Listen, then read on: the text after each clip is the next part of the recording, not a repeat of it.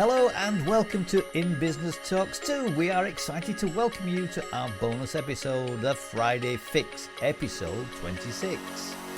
We are your hosts, Tracy and Ian, founders of In Business, a networking and business support community. And together we are In Business. Every Friday we'll be discussing a business-related subject with either one of our wonderful In Business networking members or a fellow business owner who'll be sharing their advice, thoughts or knowledge on a particular topic. This week we have Angel Ribo, and he has supported more than 1,500 CEOs in more than 33 countries to accelerate the growth of their businesses.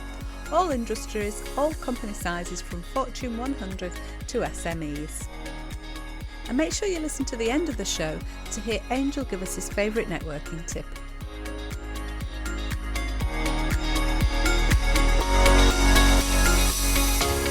We have a guest with us today all the way from Dallas, and it's Angel Ribo.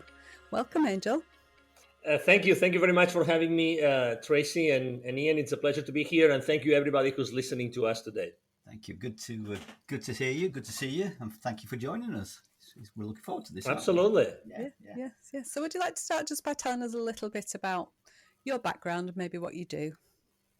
Yes, absolutely. So I'm originally from Spain. I was born near Barcelona, and I've lived in my life. Right now I'm in Dallas, Texas, as you said before, and I've lived in 8 different countries throughout my life. And my life has always been like an international, pretty adventurous life. So I've actually, and that's the reason why my brand is the CEO Confidant, because in the last 20 plus years, I've helped more than 1,500 CEOs in 33 different countries where I was able to conduct business. That's why, 5 years ago, when I left corporate America, I started basically my own business. And what we mostly do is we help both corporate CEOs and established entrepreneurs to bridge the gap globally for expansion and exposure as a way to accelerate the growth of their businesses. At the same time, I started along with two other people. We started in 2017 an international foundation. It's called Wisdom for Kids. And what we do is we help underprivileged kids in Latin America become entrepreneurs using the local resources. So this is in a nutshell, what I do. I'm very concerned, as you can imagine. I'm very concerned about impact, about influence, about how to use, all the blessings that I have had in my life to make this world a better place. What do you tend to get asked most about when you're talking to CEOs? What do you find their biggest problems are? Yeah, I would say it depends, because I have two very distinct audiences. I would say that it depends really on the size of the company or on the history of the company. They've been around for a while or not. If it's entrepreneurs, probably what they're looking for is for accelerating the growth of their businesses. They have been able to probably, they already have their intellectual property, right? They have a product or they have a service, right? Or they are consultants or they are, coaches, or they have some specific practice that they have. And they would like, and someone has told them, hey, have you thought of taking this global, or you should take this global? And very often it looks like, well, taking global, it's myself. How am I going to do that? So the first thing is, I would say the small business owners or startup CEOs or solopreneurs, they need support in scaling their businesses and accelerating the growth of their businesses. Unless someone tells them, and sometimes it's the case, they don't think of going internationally, and they mostly care about looking for their clients locally, when in fact they have a lot of opportunities out there. And when it comes to larger corporations, typically the conversations are different, because they have been going like up and down, the revenues, the profit, up and down. And they're looking more like to expand as a way to probably like find local partners. Do you really know what's going on in that particular market that we would like to expand to? Would you be able to help us opening doors to specific clients, or developing or creating a distribution channel in that particular geography? So the questions are different, but obviously both questions are related to how do we grow our businesses? How do we keep on generating revenue, but at the same time, keeping our companies profitable? Because at the end of the day, you need cash flow to grow your business, right? If your company is not profitable, if your company is not profitable, then it's going to be a challenge for you to use that cash flow to keep on supporting the growth of the business, right? Okay. And what advice would you give them on taking their business global? Yeah. So the first thing is that I would tell them that it's easier than what they think, right? I was actually, sharing some secrets with Ian and Tracy before the conversation. I was telling them I had lived in the UK, and I had also, when I was much younger, I went to a summer camp that allowed me to learn English in Scarborough in the north. I think it's Yeah, North Yorkshire, right? the It's road. North Yorkshire, right? Yes, it's just up the road. Exactly. And we tend to think that things are much more complex. But in reality, think about this. Let's say you are a coach. Let me make things simple for an entrepreneur, right? So if you're a coach or you're a practitioner in a specific, I don't know, practice, and you would like, and I'm telling you, I think that according to what you're telling me, it would be really wise for you to expand your business to that particular like country, and they speak a different language, and you would go, what? And I have to, and I would tell you, but what if you find the right partner at that place and you are able to set up some sort of licensing agreement or partnership agreement, and you are able to share your knowledge, and that person starts generating business for you and clients with you because they understand, because that person understands the value of what you do in this world, right? And suddenly everything that seemed like, how am I going, let's say that country was Mexico, okay, because there's 130 million people in Mexico. So there are lots of potential clients for you, right? So, and just thinking, and let's say you are in Leeds in the UK, right? And I tell you, what about, getting clients in Mexico? You would say, what? I mean, that's not going to happen anytime soon. But if I tell you, I could introduce you to some people in Mexico that are already in that space, in that industry, that might be interested in knowing other practices that could, help them and their already existing clients, and you come up with some sort of agreement of revenue sharing, for instance. If I start entertaining that conversation, then everything changes, right? Because guess what? And you know this very well because obviously you're both podcast hosts. It's the power of a question. It's the power of a question. Very often, Tracy and Ian, the problem is not if we want to do something, is that we're asking ourselves the wrong questions. What if instead of asking the question, can we, which is a close-ended question, right? It's a yes or no. What if the question was, how can we expand our business? How can we accelerate the growth of the business? How can we expand internationally? Then the question is different. It's the power of the question. I think it's Tony Robbins, this big, massive, this very popular, worldwide present, coach and leader, that he says that the quality of our lives is the quality of the questions that we ask ourselves. And I couldn't agree more. It's really the power of the questions that we ask ourselves and that we entertain ourselves really define the lives that we have. If I what are the best tips you have for entrepreneurs who are looking to do this? Is there a sequence of steps they should be taking? You mentioned ask the right questions, I suppose, and find the appropriate people in the country that you're looking to expand to, or whatever that might be. Is there like a step process that these people can take? You should think about this first, then that, then this, then that. Yes. We always, exactly. We put them, we are a team, right? Our company, we're already a team of people supporting me. And we basically, we have a process in place. So the first thing is we analyze really what's the product or service that they want, that they're right now like generating revenue with. Second, we really have a conversation about where do we think that product or service could fit in which market. And number three, are you ready to do that? I mean, unless you have the necessary cash flow for at least a year to start your international, at least a year to start your international adventure, let's say, or international expansion project, it's going to be difficult for you to do it. It's not something that you can say, no, I'm going to do for 1 month and see if it works. No, it's going to take time and it's going to take investment from your side.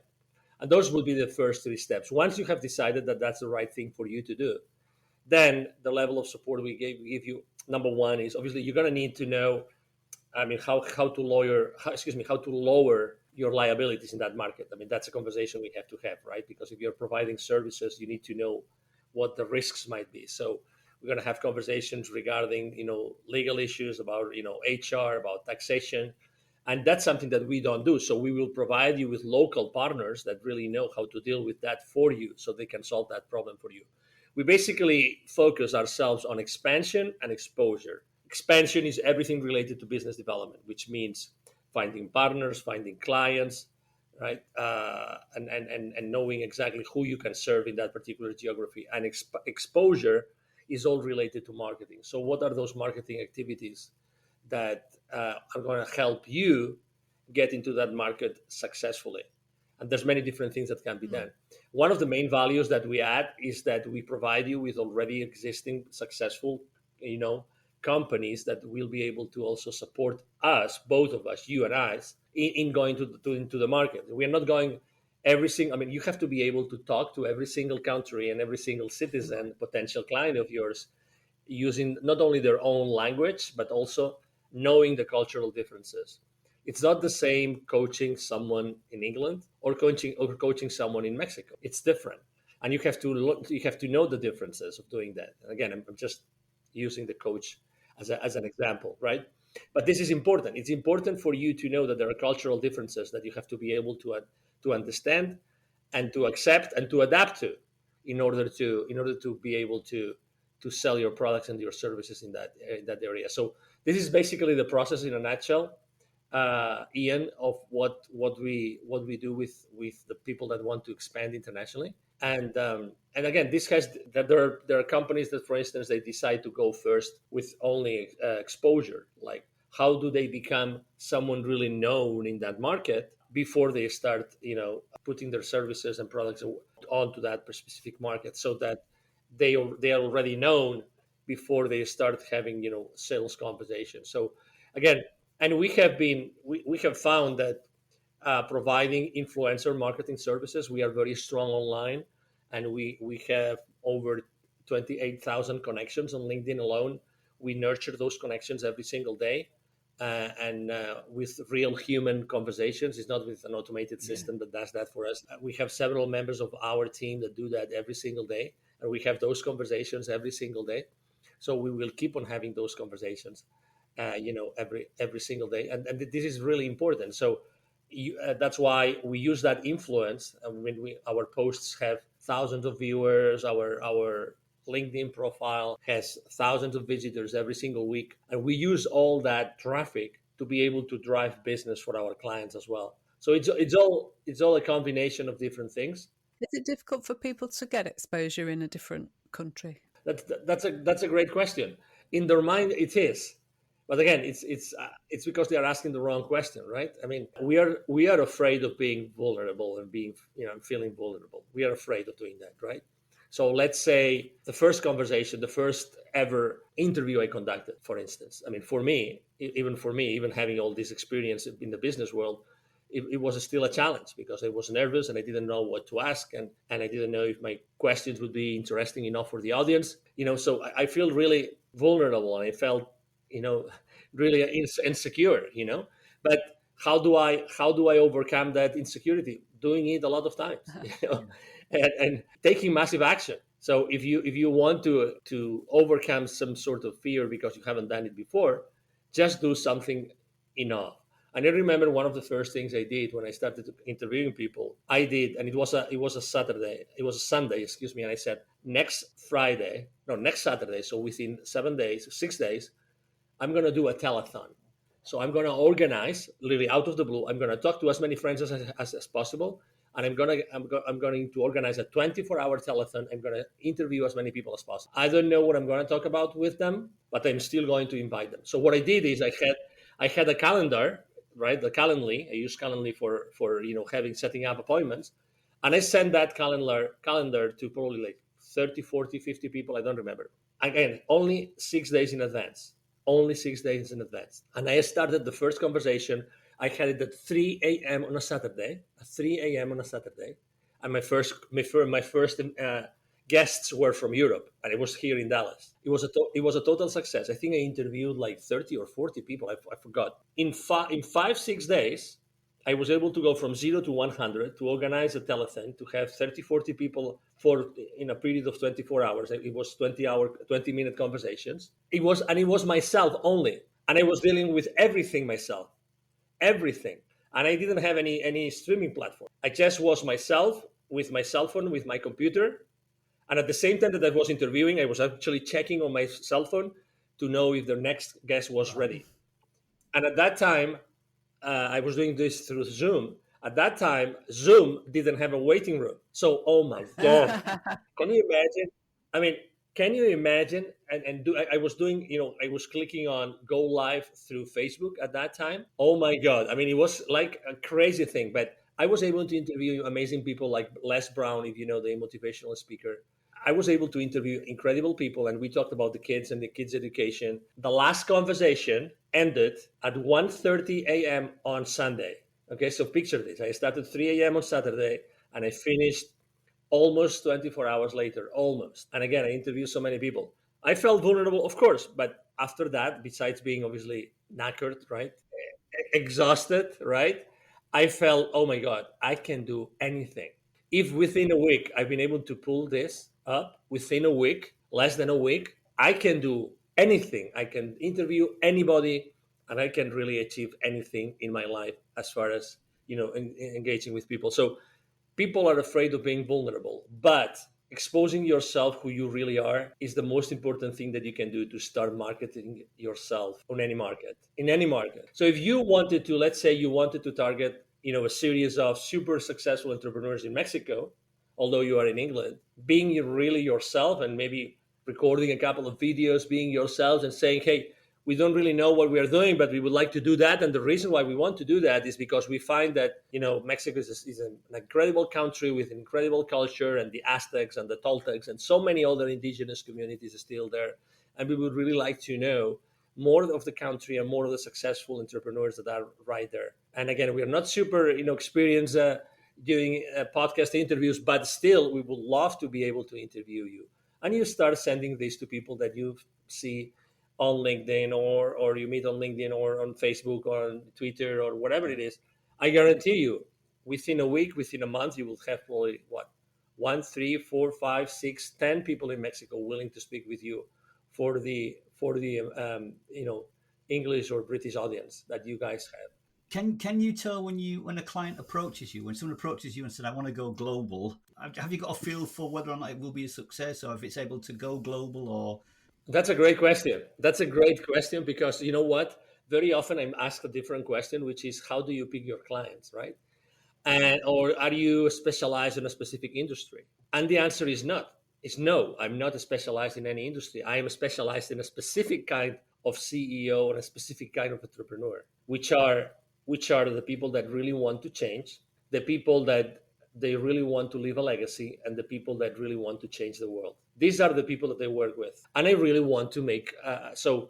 And it's funny because obviously of the three, all three are like ambiguous, right? I mean, someone can tell you, yeah, I want to change the world, I want to do this, blah blah blah. But after a few weeks or after a few interactions, guess what? You already know if they're really truthful to what they're saying or not, if they're really walking the talk or not. And it has happened to me that I remember one time, when you know exactly who you should never take as a client, right?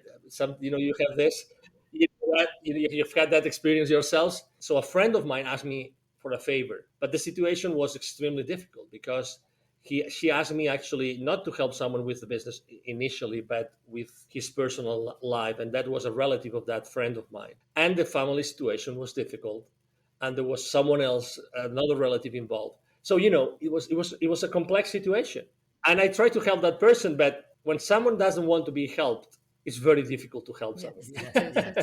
So even though they say yes, I want to be helped, guess what? That person really didn't want to be helped, and actually, we came into an agreement saying, I think that's enough. I think we take it. We stop here, and it was after 2 months, 2 months and a half, and I was so relieved. I was so relieved because there was so many things, and I remember there's a very important and online marketeer here in the U.S. It's very well known. He's one of the pioneers in online courses. His name is Evan Pagan, and he has a very interesting, very very powerful coaching program for coaches that have never received that training. And he always says, do not ever take a client that has any sort of problem that goes beyond your mind. So if you think that they have some mental health issues, or they are sick of some sort, or you are not a medical doctor, don't try to coach someone with or in disciplines, in areas in which you are not excelling, because that's going to bring you more problems than successes. So pick your battles, really. Like, pick your battles. Make sure that you choose to work with the right people. And also, I mean, I am a good person, as you know. I mean, I am a very I believe that creating relationships is the most important thing when it comes down to sales. So before selling anybody or expecting that someone is going to buy from you, you have to create a relationship. And you also learn from different cultures. What works for Americans maybe doesn't work for people in India, or what works for Canadians maybe doesn't work for people in Latin America as far as customers go. And that's the kind of value that we bring to the equation. We've been able to work with so many people in so many countries that these cultural differences, multiculturality, it helps us a lot, and our clients, to make the right business and personal decisions. I've read before somewhere, I've no experience of it, but the business people in Japan would respond quite differently to some of the things that we accept over here as the normal. Over there, you could possibly insult them by doing something. I think, I don't know whether it's true or not, but something about a business card. If you don't take the business card off them in two hands or something, that shows respect. If you don't do that, you're disrespecting them, and they place great importance on something like a business card. Yeah, you have to use both hands. Exactly, you have to hand it with both of your hands.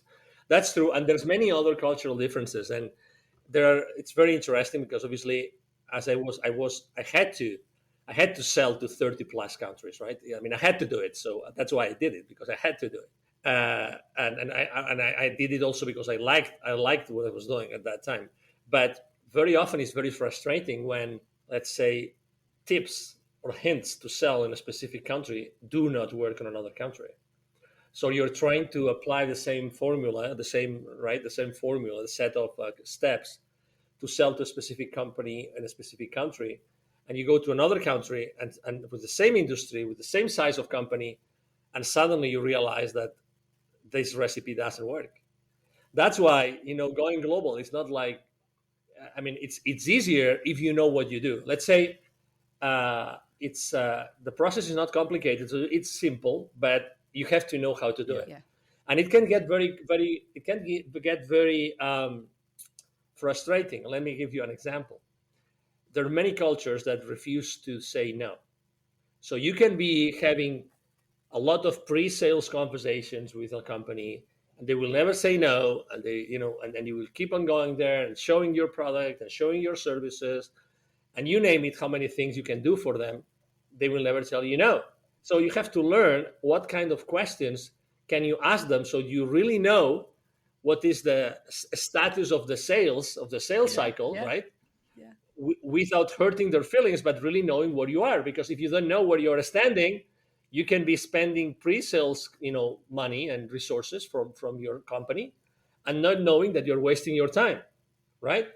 And of course, there's always going to be, someone that might, like cheat you or do something and not, not doing the right things. But still, you're a good person. Keep on doing what you do, and that's why I'm saying, just get yourself informed of what you want to do, where you want to go and sell your products and services. Right. Mm-hmm. Oh, interesting. Yeah. It is a fascinating subject, isn't it? Different cultures and how they react in business and things like that, and how so easily you can upset people. Or, like you say, I can't imagine dealing with someone who doesn't, who's not prepared to say no. No. Well, could be good if they buy your products at the end, but if there's no intention of buying your product and they still keep saying yes or not saying no, then you don't really know where you are, do you? One thing we always ask our guests on our show, put you on the Angel. spot We're going to put you on the spot a little bit. Go ahead. I'm assuming that in your line of work, you do a lot of networking. And we just wondered if you have a networking tip that you can share with our listeners today. Yeah, and actually, I'm going to tell you a tip which is important, because right now, as you know, for the last, let's say, 16 months, everybody has been obliged to be on lockdowns and things like this. So networking also online it's obviously much more relevant than before, because you have to do a lot of things online right now that you could do personally before. But guess what? regardless if you do a networking online or you do it face to face. It's actually the same thing. The problem is that we tend to forget that when we are online. We tend to forget that.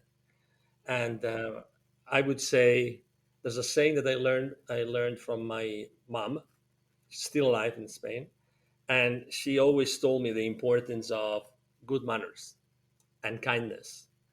And I think that has been those two things, kindness and good manners, have opened main doors for me throughout my entire life.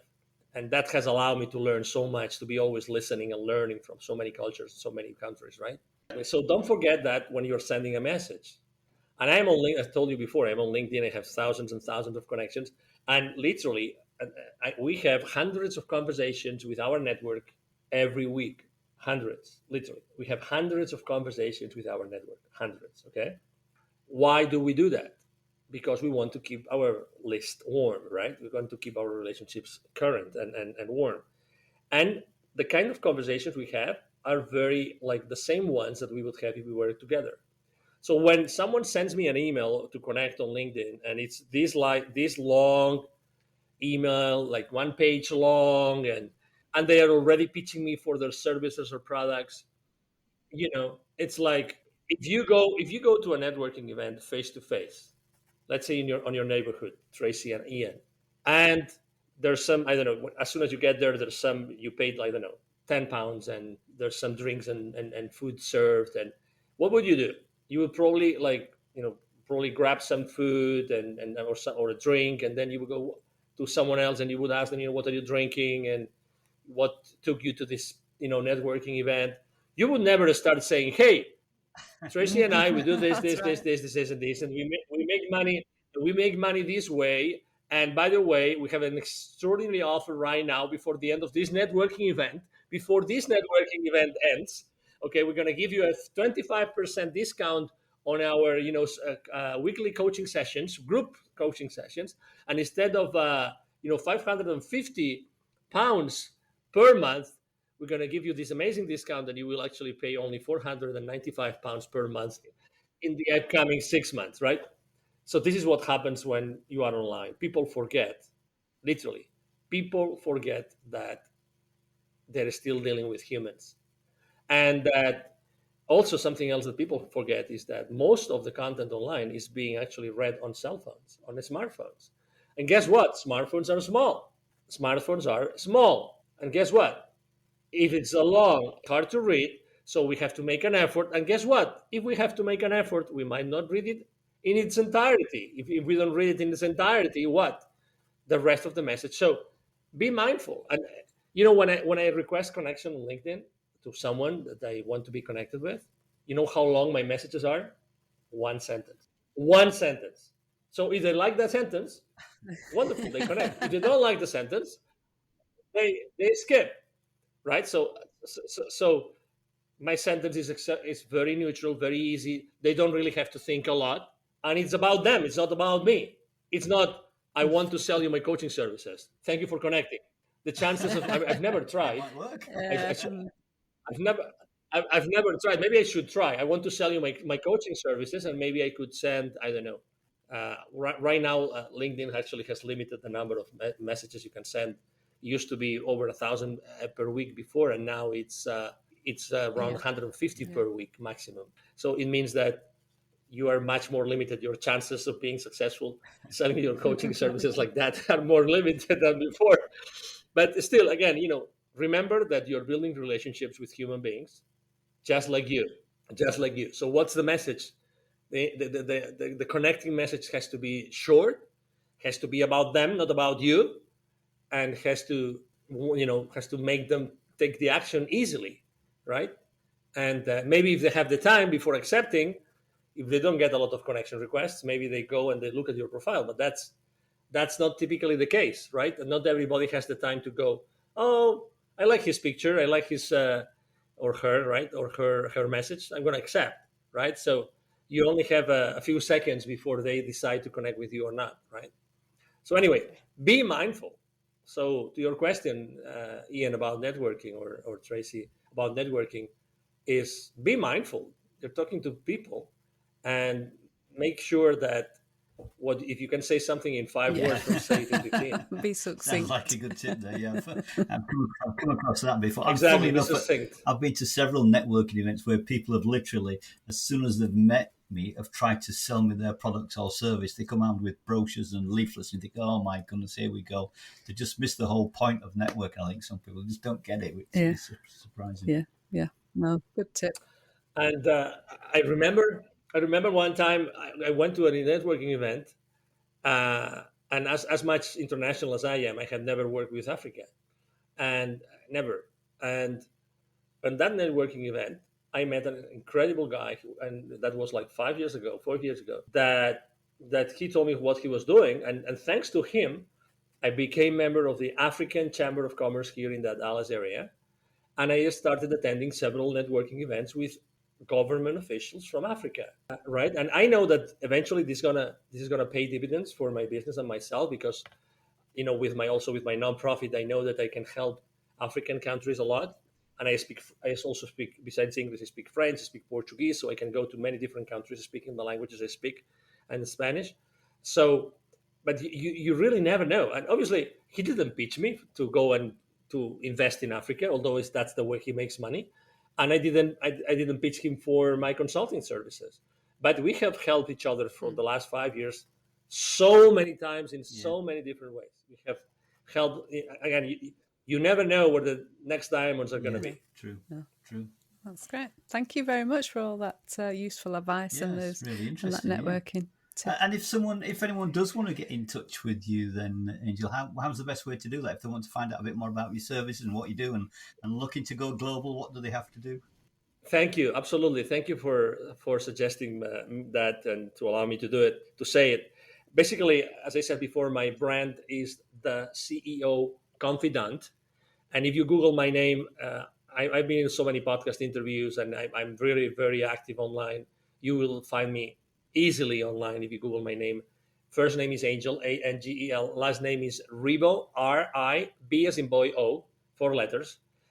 So you can go to LinkedIn. I mean, anywhere you go, if you message me, either my team or myself, we're going to answer you. But I'm going to give you my direct email address. So you feel free to send me an email if you want to know anything else about myself, my practice, my services, which is Angel. My email address is Angel, A-N-G-E-L, at Angel Ribo, one word, angelribo.com. Again, Angel at angelribo.com. Well, I definitely recommend getting in touch with Angel. He's got some fantastic advice and very interesting to listen to. I think you must be our first multilingual guest that we've had on the show. And first from America as well. Yes. Yes. First all the way from America as well, which is good. So very exciting for us. Thank you very much. We appreciate you taking the time out with us today and joining us. Thank you. Thank you very much. Absolutely. No, thank you. Thank you for having me, Ian, Tracy. It's been a pleasure, really. And obviously, thank you everybody who's been listening to us today. Thank you for your patience with us. Thank you. Bye-bye. Bye-bye.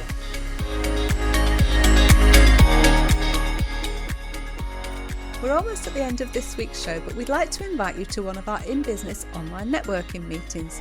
The link will be in the show notes to find out more. Thanks so much for joining us this week on In Business Talks 2 Friday Fix. We hope you've enjoyed it. And if you have, tell a friend about the show. And please follow or subscribe so that you never miss an episode. We'd really appreciate it. Until next time, this is Ian and Tracy, and together we are In Business. Goodbye. Goodbye.